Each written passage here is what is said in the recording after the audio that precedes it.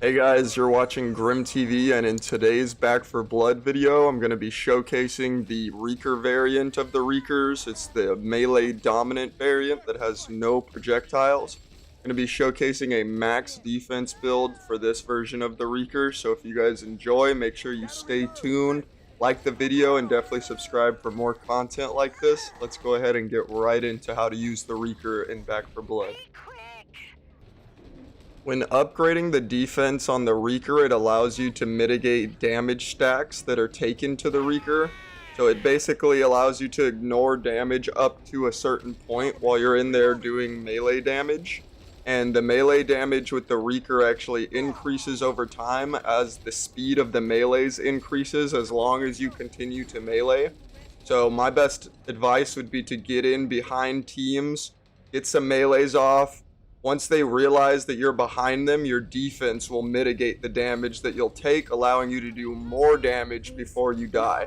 The Reeker also explodes, which can allow you to knock teammates far away from one another, so it's good to take advantage of that as well. While the Reeker can be very impactful on its own when going unnoticed, the Reeker is most effective when used in combination with other special ridden that your teammate are playing, such as the Crusher, the Hawker, or the Stalker. As you can see here, my teammate that's a Crusher grabs the dock, which allows me to come in, do my melee damage, increase the speed of my melee damage, which puts her down much quicker and allows us to focus on the last remaining cleaner on the team.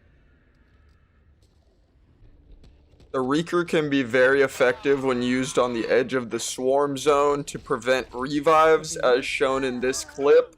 It's really good for knocking people into the zone or just outputting lots of damage to kind of scare people away from their teammates and prevent any sort of revives from being made.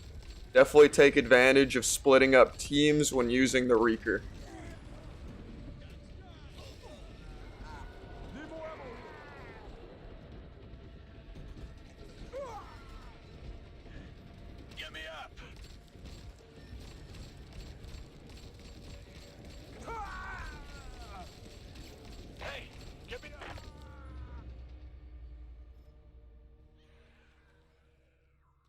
The fourth and final upgrade for defense for the Reeker doubles the amount of damage stacks that it can resist. It jumps from 20 damage stacks to 40, which means that you can stay behind the enemy teams longer. You can take more damage without it actually impacting the health of the Reeker.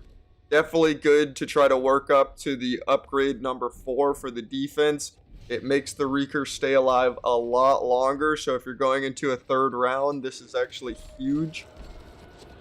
At this point, the Reeker just becomes a tank for damage, allowing you to actually open up some fights, get some of the first damage done on the cleaners.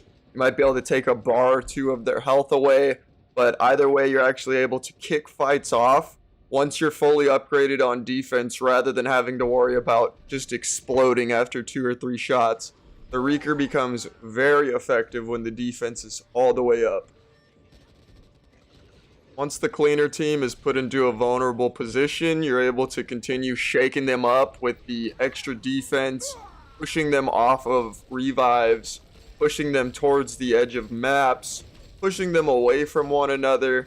It's very good to take advantage of everything that the Reeker has to offer when the defense is fully upgraded, whether it's looking for sneak attacks behind people or just separating the team as a whole. You have to take advantage, like I said, of what everything the Reeker has to offer.